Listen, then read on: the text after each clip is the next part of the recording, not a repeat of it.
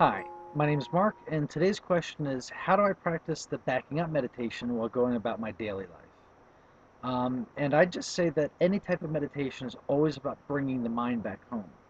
So for the backing up meditation, your practice would be to first be aware of your thoughts or any content that happens in your mind, and just back up your attention to notice that you're the aware space for that content, whether it be thoughts, feelings, the sense of you, anything. Just always back up your attention and notice that you're the space for this content, being the thoughts. And you got to remember the idea is not to get rid of the thoughts or get rid of any content. It's just a reminder that you're the witness of the content, be it the thoughts.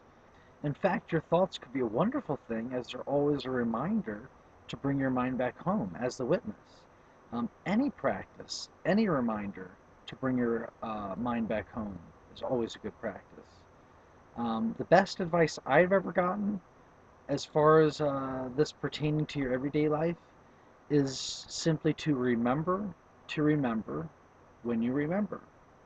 And basically what that means is just about go about your everyday life, go about your normal life. You're working, you're hanging out with your family or whatever you're doing. And as you're going about your everyday life, just to remember when you remember.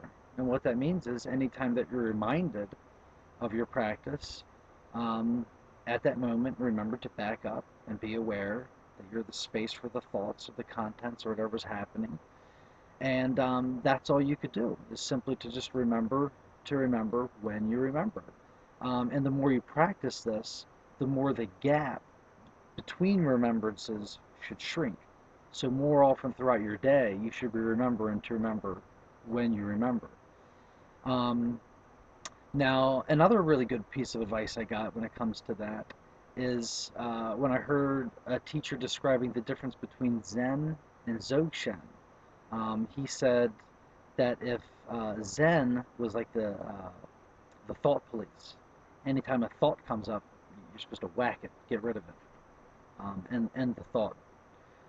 But instead in Dzogchen, they said the difference is not to uh, set up like a thought police to watch out and get rid of any thoughts as they come up, but instead to acknowledge that thoughts are natural, spontaneous arisings of the mind, and just not follow the thoughts. So you're not trying to avoid the thoughts, but you're just not following your thoughts. And if you do follow a thought, if you find yourself following a thought, then just don't follow that thought. And even if you find yourself following that, then just don't follow that.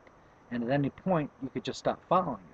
And the reason that made sense for me, the reason that worked for me, is because I noticed that with each thought, um, the more actually, it's not even really the thoughts themselves, it's the more you identify with the thoughts. If you identify with the thoughts, then the thoughts actually start to join and they start to create a sense of a person. So you have a thought, then another thought, then you identify with that thought, and another thought, and soon you have an imaginary person that you're taking yourself to be.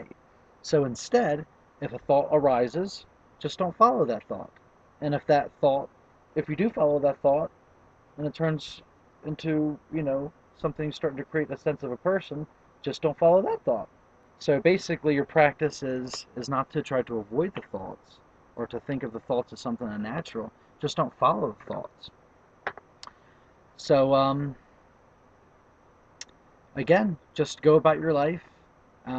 Notice that you're the witness for these thoughts, and the more you practice this, the more you'll abide as this witness, and the more your perspective will change. Okay, thank you very much.